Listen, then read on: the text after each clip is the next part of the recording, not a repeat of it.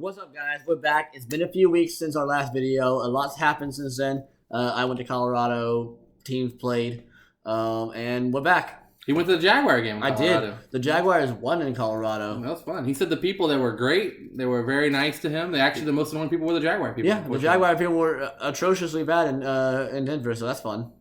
Yeah, but now we're moving on. We've had 4 weeks since we done our last video.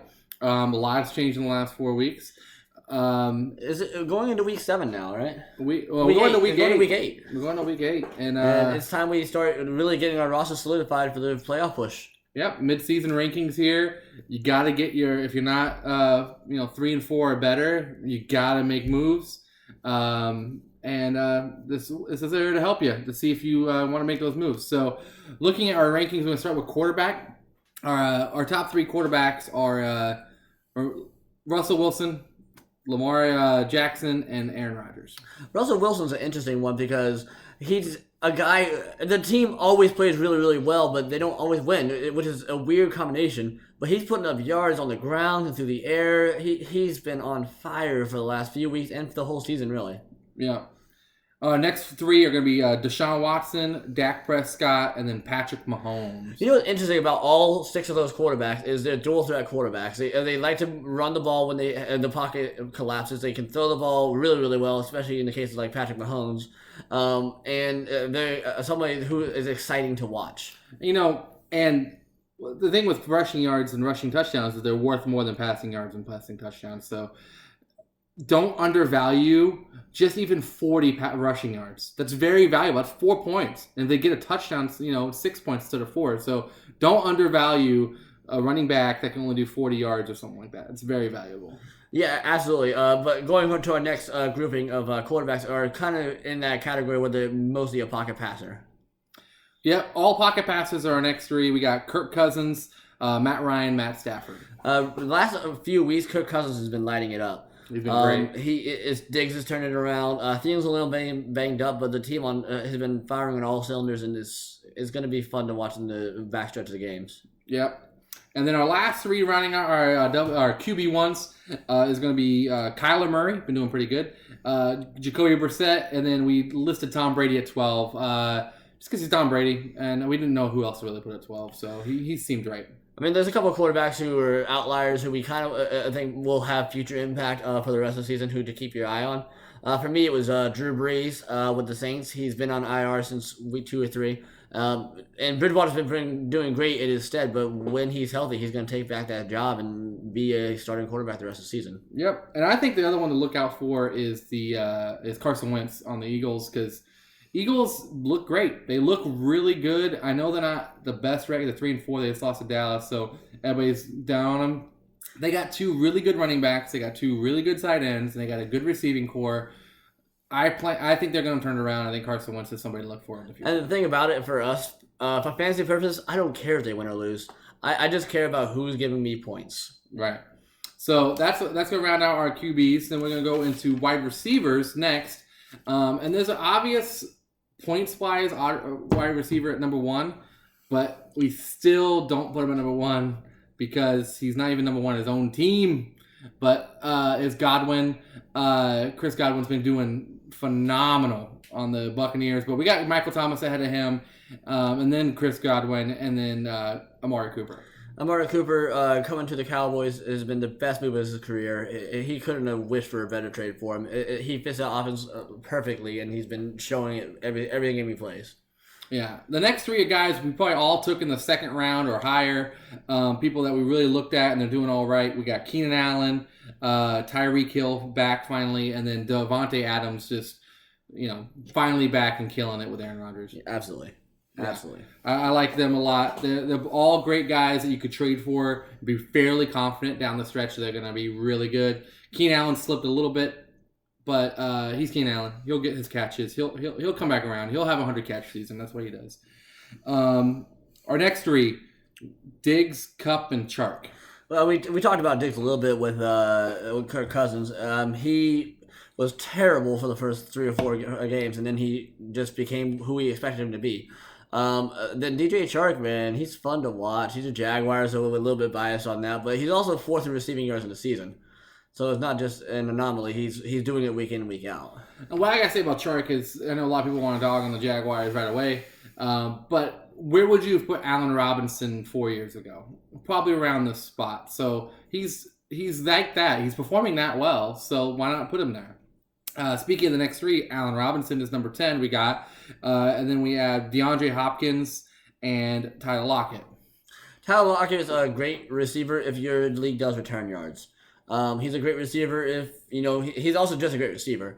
The issue I have with him, me personally, is his team's very much a run-first team. But when they do fast ball, he is the top target. Yeah, and even though he's short, he's different. He's almost exactly the same mold as Doug Baldwin. He's exactly him. He does the return yards. He's a shorter receiver. He still gets play. He's still somebody we consider a top receiver in fantasy. It's like the Seahawks were on a computer and they said copy paste. Yeah, we have a new Doug Baldwin. Yeah, there it is. And I like this guy a lot. I think he should be up there. And the only reason why we have Hopkins up at 11, I know he hasn't been performing very well. People who are Hopkins owners probably don't see this as much, but he is still DeAndre Hopkins. He's one of the freakiest athletes in the league, and just give him a little bit more time. I'm just not comfortable yet of pushing him off for WI1 because he's just that talented. So that's our WI1s, though. A lot of familiar names, a couple like, whoa, we were expecting that preseason, but hey, that's what we do the game for, right? These are where the numbers are at. And so now we're going to WR2s, which someone else is a freak athlete. We did put to WR2 at number 13. He's right at the bottom of it. But right at the top of the WR2, and that's Julio Jones at 13. Then we got Adam Thielen at 14, and at 15 we have who do we have at 15 here? Marvin Jones. The thing about Julio Jones, I like him as a player, but fantasy football has always been, what have you done for me lately? He can give you great games. He can also give you goose eggs. And I don't feel comfortable starting a player who's not going to perform modestly well for me. Yeah. But he's Julio Jones still. So, although he's been the last 4 weeks, he actually performed as the 36th best receiver. That's terrible. WR3 flex numbers at best. For a guy you probably took in the first or second round. So, he hasn't been performing the last 4 weeks, but he does have the upside. They just got rid of Sanu, so hopefully that'll give him a little bit more targets. Yeah, that's some terrible numbers right there. Our next three are going to be T.Y. Hilton, Cortland Sutton, and Julian Edelman. Cortland Sutton's an interesting character. He's been doing well already with Joe Flacco throwing the ball. And the Broncos just traded Emmanuel Sanders to the 49ers. That opens up more looks for him, possible more targets. But you also got to worry it may give him more coverage, too, because he becomes that WR1 spot. He draws the top corner. But he is a guy who's been performing. So he's somebody I would watch. Yeah, and the guy I want to talk about on that list is T.Y. Hilton. I like T.Y. Hilton. Everybody's liked T.Y. Hilton for a long time, and he fell so far when Andrew Luck retired. Jacoby Brissett is a very competent, good quarterback, and people didn't know that ahead of time. Now they're starting to realize that he can lead this team, and the Colts look really, really good. They could win the South. They could be in the playoffs. T.Y. Hilton will be a big part of that. So, even though he's not performing as the number in the last 4 weeks, he's been number 25 of receivers. He's 6th overall in the season, so pretty good. Then we're looking at our next three are going to be Mike Evans, Terry McLaurin, and Kenny Galladay. I will say McLaurin is the only rookie receiver that we have ranked, I think, in general, right? I think so. And that's because he may be the only startable Redskin in fantasy football. AP a little Maybe. bit. He's going out there performing. He has Case Keenum throwing the ball now, and he's doing okay. But Terry McLaurin's converting those catches to pretty good games and touchdowns. There really is nobody on the Skins that you really like, is there? Not me. Or Miami. Is there anybody in Miami? You have I like Mark Walton as a sleeper, but that's after Kenyon Drake eventually gets traded. I hope I'm not starting Mark Walton. All right, then you have your last three rounding out our top 24. Number 22 we got as John Brown. 23 is Tyrell Williams, and number 24 is Odell Beckham Jr. That seems like an anomaly to have him so low, but tell me what he's done this season to warrant being higher, except having a cool name. The Browns were all hype. They're the dream team of 2019. Yeah, they were all hype. They were nothing. I kind of said this before the season started, but I'm not gonna say Baker Mayfield's a chump, but he's not. I mean, it's not about Baker. It's not about. They got the pieces in place. It's just they can't coordinate well enough. And but that's our top 24. Then we're looking at the our top receivers that we kind of want to talk about. I have kind of 3 I kind of want to talk about, but 2 of them are on the same team, and that's A.J. Brown and Corey Davis. Both of them are going to be great going down the rest of the season with Tannehill at the helm. He's a way better passer than Marcus Mariota. And A.J. Brown, I don't know if you guys seen him play, but Corey Davis too. They're big, good receivers. Watch out for them. I'm not saying start them this week, but there's somebody you want to take a look at, and maybe somebody you need to start in a bye week. I like both those guys. I like Golden Tate a lot over for the New York Giants. He came back from suspension. He showed he hasn't really missed too many steps, and there's been so many injuries on the Giants that someone's going to be that top guy, and I think Tate's going to be the guy you want to look for. Yeah, the Thursday Night Football game, he was the guy. Yeah. With Shepard out, so it was Shepard and Ingram out, and Barkley and Gallman. So I'm a little bit worried that when they're all back, he might lose a little value, but for now, I think he's a relatively safe start in your flex. He was a startable guy back in Detroit. He was a startable guy back in Seattle. So, I mean, I don't see why he wouldn't be a startable guy in the Giants either. Another guy I like a little bit is Calvin Ridley for the Falcons. They just traded Sanu to the Patriots this week, which only helps Calvin Ridley's value. Obviously, Julio Jones draws top coverage, and Ridley's going to open up to more of those routes. I think Ridley will eventually be like what DeAndre Hopkins did to Andre Johnson, just kind of weed out the veteran. I mean, if you're saying it that way, Julio Jones did it to Roddy White too. Yeah, Julio Jones did it to Roddy White. Yeah, that's exactly what happened. But Roddy White's not going to make Hall of Fame, and Andre Johnson, is he in it? Or he should be. I think he's on the ballot, but is he in 5 years out yet? I don't think he is. I don't know. But I'm just saying, it's kind of like that weeding out process where Calvin Ridley will probably take over the roster at some point. And you had another guy you want to talk about too. DJ Moore on Carolina. Even with Cam out, Kyle Allen. He's getting it done. And I like DJ Moore going forward. I don't like him a lot to start him right now, but he's someone to keep your eye out for. And for the rest of the season. He's very, very talented. He's the other rookie we kind of talk about. Except he's not a rookie. He's not a rookie? Nope. Oh. He got drafted last year. Oh, whatever. DK Metcalf is a rookie this year. Oh, he's good too. I like him. Yeah. And then Scott, the other guy, went to your team. Oh, we're talking about Manny Sanders? We're talking about Manny Sanders.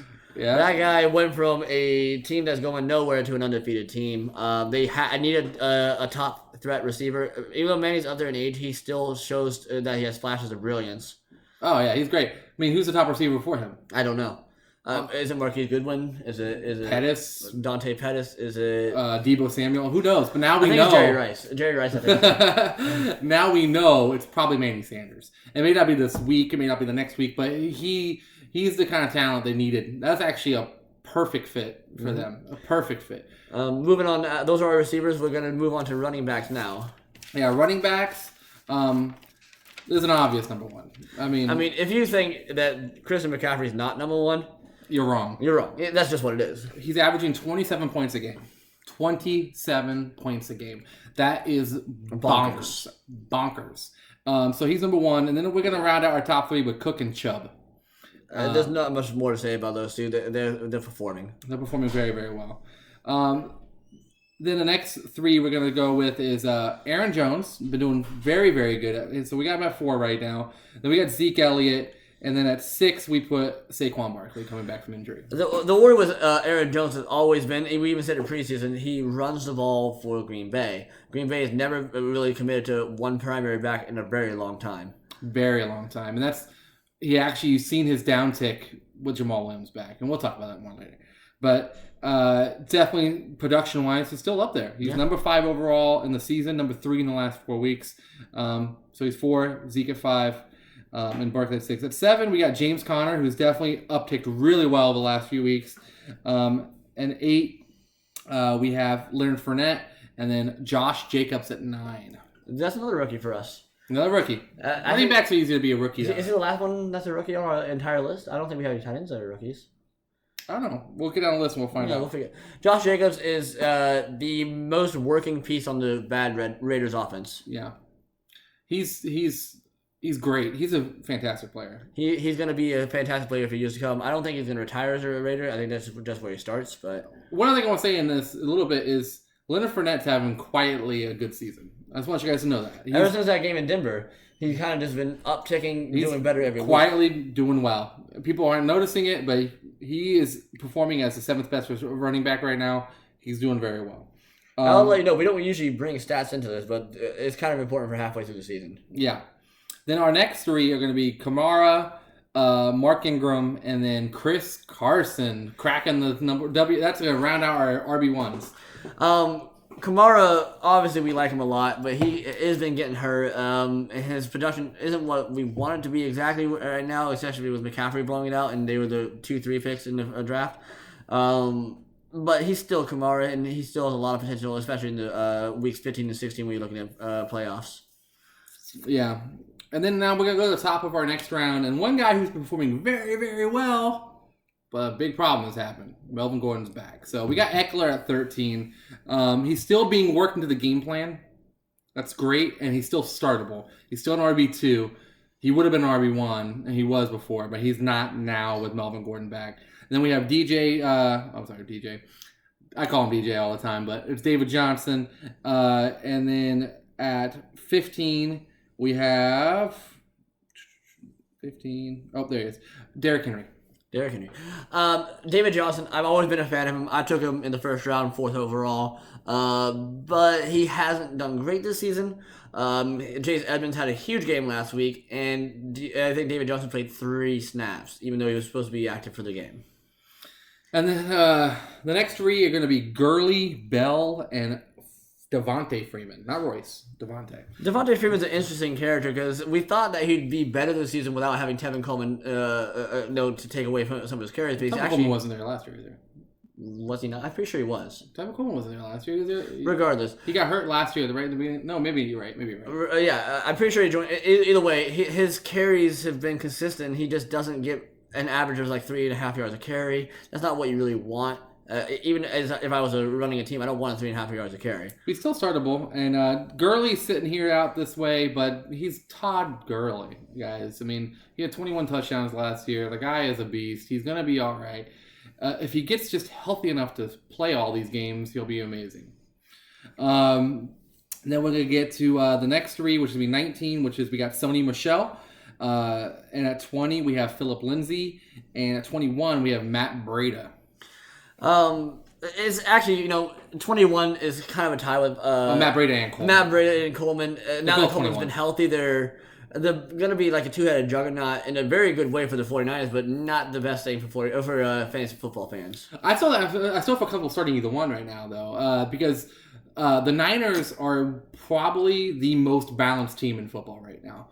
More so another guy. They don't have the lights-out defense of the New England Patriots. They have a great defense, though, and they have a great dual-threat running game, and they have a good, competent quarterback that's getting the ball out to everybody, even though and adding Manny Sanders is only going to make it better. Yeah, absolutely. So I like starting either one of them. And then rounding out our RB2s, we got Chase Edmonds, Marlon Mack, who's fallen hard, and then James White. The thing about Chase Edmonds, I like him a lot. I started him this week, and it was fantastic. But we have a 1-week sample size, so it's kind of hard to think, hey, he's going to do it week to week. It's 1 week. So well, even then, he was kind of flex startable before that because they had been using him and David Johnson a lot. So, I mean, I like Chase Edmonds. I think the funny thing is James White. If you guys go look at his points. He is consistent. He's going to get you 10 points. Every single week. 10 points. 10 points. You want 10 points? Start James White. Get him. He'll give you 10. You know what? If every player on your team gets 10 points, what's that give you? A losing season. Like 120. Yeah. But, hey, if you want 10 points, it's 10 points. There you go. James White. And great for a flex. The Patriots typically get James White going later and later in the season. Yeah. They like to use him in the playoffs a lot, but they also like to use him if they have to in the December time frame. So he's somebody you want to look at anyway, although I think Sony is a way better start going forward. All right, now our couple running backs we want to talk about. The first one I want to talk about is what we mentioned earlier, is Jamal Williams. He's really cutting in to Aaron Jones' production, even though Aaron Jones is still doing well. Jamal Williams is very talented, and they're going to use him also, especially in the passing game. They use Aaron Jones in the passing game too, but he's startable as a flex right now. But that's why I think Aaron Jones kind of falls a little bit in my book because he's there. Whereas other teams that don't have that situation. The one I've been keeping an eye on is Carlos Hyde over on the Texans. He has been consistent. He's been like a spark plug for the offense that needs it at times.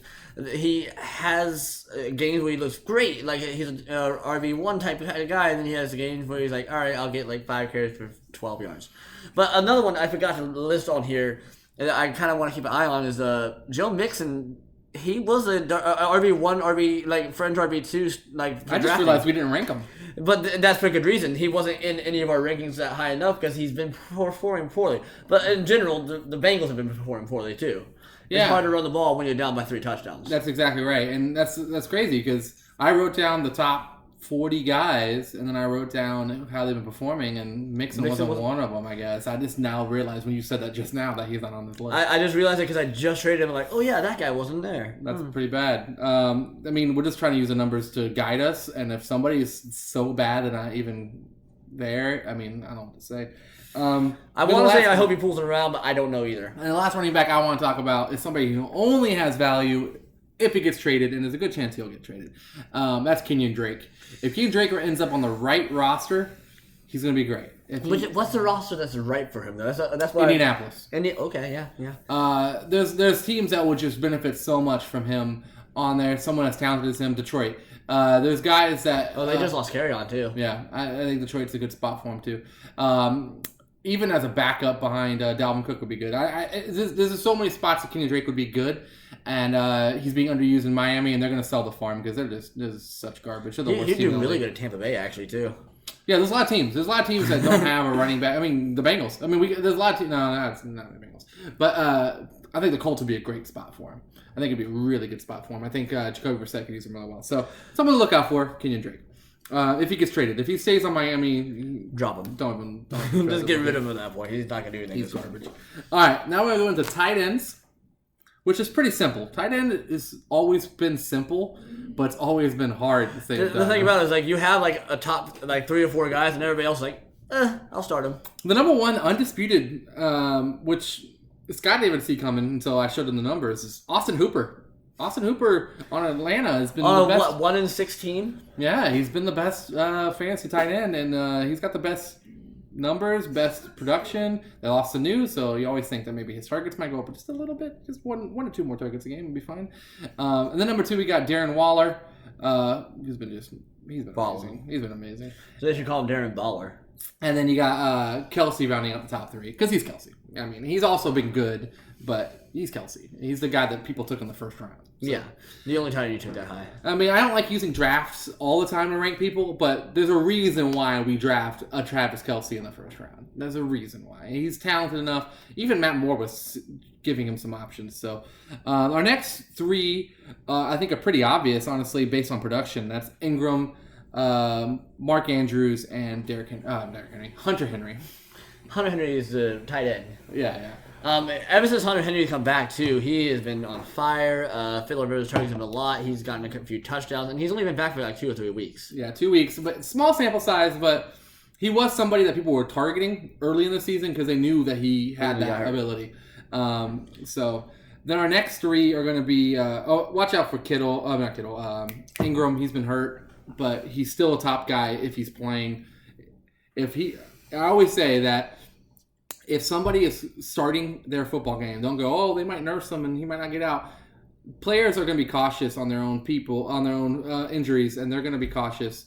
If they're playing, they can play. Start them. Except against David Johnson last week. All right, and then we got the next 3 are Kittle, Ertz, and Everett. Everett is interesting because he seems to be either double digits or 2 catches. It's fun to figure it out what it's going to be week to week, but he is getting a lot of targets. I think he's averaging like 8 or 9 targets a week. If he just reels in more of those catches, he'll be a top tight end. All right, and rounding out our tight end ones is Greg Olsen, Eric Ebron, and the number 12 we just made T.J. Hawkinson because why not? There's the other rookie, T.J. Hawkinson. There you go, we got one more rookie. I don't really have too much to say about him. Tight end's tough this year. If you have a Greg Olsen, I guess start him. Yeah, I mean, really, after you get past Kittle, or maybe Ertz, people, I guess, feel comfortable with Ertz, but there's a reason why I don't think you should be, and Scott's about to talk about it, but there's not, those top 5 guys are the best ones, and then everyone else is kind of like, ugh, start with who you got to, I guess. But Scott has a tight end he wants to talk about. That's funny, because I actually just traded for Zach Ertz, but then I watched the game for Philadelphia. Dallas Goedert looks really good. Is it Goddard? I'm gonna say Goddard. I'm gonna say Goddard because it rhymes with Joe Dirt, and I like that more. So Dallas Goedert.